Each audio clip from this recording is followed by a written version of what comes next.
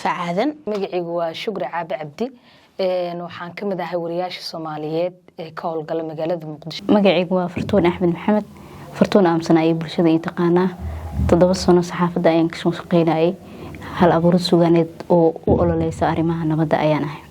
haweenka Soomaaliyeed sanado badan waxay wajahayeen dhibaatooyin badan iyadoo ay u nuglaayeen xaaladaha dalka ka jiray. waxay ku noolaayeen caqabado waaweyn oo ragaadiyay nolosha kumanaan haween Soomaaliyeed. haweenka Soomaaliyeed ma aysan helin xaqi ay ku dhaxlahaayeen bulshada Soomaaliyeed iyadoo oo la riixay laguna sameeyay sid buri siyaasadeed oo meesha ka saaray dhammaan wixii ay xaq u lahaayeen.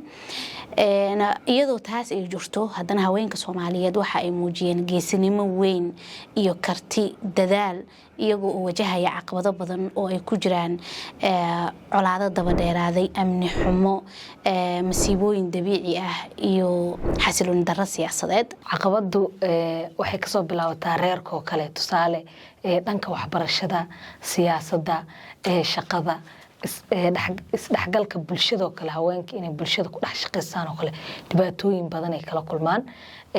haddaan ka bilaabno reerka oo meesha ugu hooseysa oo laga soo baxay ay ka bilaabanayso caqabad ay tahay, tusaale reerka oo kale haddii 3 gabdhood ama 4 wiil oo kale dhaleen, mudnaanta kood wiilasha la siinaa oo kale. tusaale in waxbarashada la geeyo 4 wiil oo kale, 3 gabdhood oo kale in waxbarasho ay sahelinaa laga yaabo ama 2 ama 1 kamid ah in la geeyo. bil barakeysan oo Ramadaan ayaan ku jirnaa, sidaas darteed waa bil ay tahay inay bulshada isku naxariisato. taas cagsigeeda dhaqan ahaan waxaana saameynayo gabdhaha hadaan ahay in aan loo naxariisanin bishaan oo hoosh inteeda ugu badan anaga nala saarayo culayska ugu badan, iyadoo laga yaabo hooyada inay uur leedahay, iyadoo laga yaabo inay nuujinayso, iyadoo laga yaabo gabar inay tahay oo ardayad tahay oo culaysyadii cashiradii wixii ay sugayaan in hawsha guriga dusha laga wada saaro, iyadoo muslimnimada ay tahay naxariis. dhanka kale siyaasadda markii aan soo laabto, siyaasadda inta badan gabdhaha waa la riixaa. qoondada haweenka sida aad la socotid hadda sanadka la soo dhaafay 30% lahay may suurtagelin, 20% ayaa ka suurta gashay.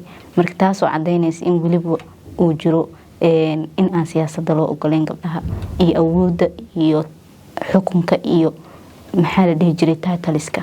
wadankan hadda u jeedid oo aad u soo korayay hooyada haweenka laf dhabar ay u yihiin wax kasto ayaa u soo dhabar adeegay.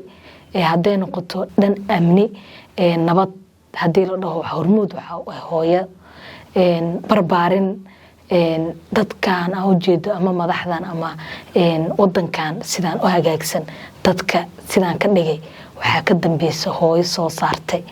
marka haweenku lagama maarmo, haddana xuquuqdooda ma helaan.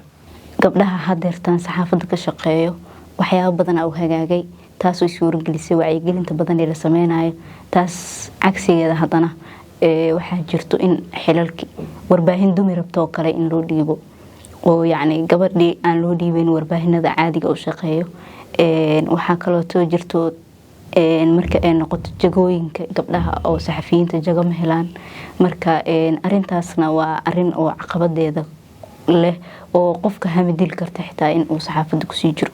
horta xorriyadda saxaafadda ma aha mid oo ay wada saxafiyiintu u madax banaan yihiin wax walba ay rabaan inay tabiyaan. amnigo kale tusaale hadda in xorriyatul qowl jirin waxa ku cadeynayo dawladda inay maalin cad shir jiraayad qabto lagama hadli karo wax amniga qusay. horta taas halkaas ay ku xiranto waa u jeeda in loo diiday xataa inaan ka hadalno. haweenka suxufiyiinta dhibaatooyin badan ay la kulmaan, maalin kasta sheegnaa sinaan la'aan ay la kulmaan haweenka suxufiyiinta goobaha ay ka shaqeeyaan iyaga iyo ragga ma sinna. mushahar yari ay la kulmaan, waxay la kulmaan in xilalka aysan helin haweenka.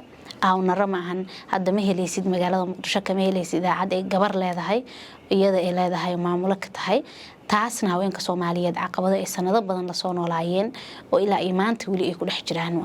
kaalin weyn ka qaadan karaan, waxay sameyn karaan warbixino, barnaamijyo kuwaas oo ay ku dhiirigelinayaan in bulshada wacyigeeda uu kor u qaadmo, isbedelna la sameeyo sida hadda ay tahayna ay wax ka bedelaan. gabdhahana kaalintaas hadeertaan way ku firfircoon yihiin, wayna muuqataa kaalintooda. haweenka muhiim bulshada u yihiin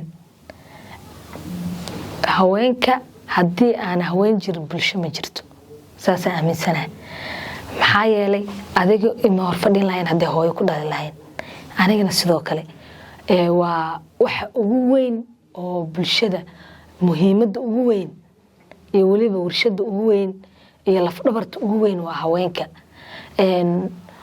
hooyadu waxay soo saartaa caruur kuwaasoo wax ka bedelaya noloshii dadka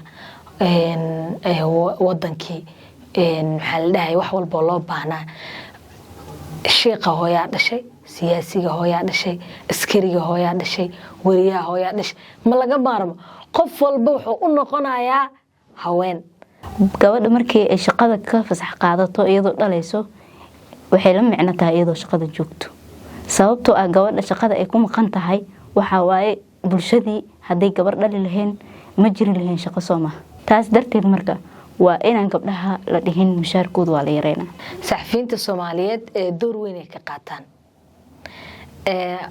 hadda dhaqdhaqaaqa yar aan haysano waa inta wacyigelinta warbaahinta ay wadaan inta xaaladaha ka hadlayaan inta bulshada wacyigelinayaan inta horumarka wadanka ka hadlayaan marka kaalin weyn ay ka qaataan horumarinta wacyigelinta bulshada inay la isku haayo haddana saas ay tahay dhibaatooyin badan ay kala kulmaan beegsi badan ay kala kulmaan haddii wax dhaliila ka hadashay dowladda iyo meel ku taagan karaasi loo dhameeyo caqabadaha jira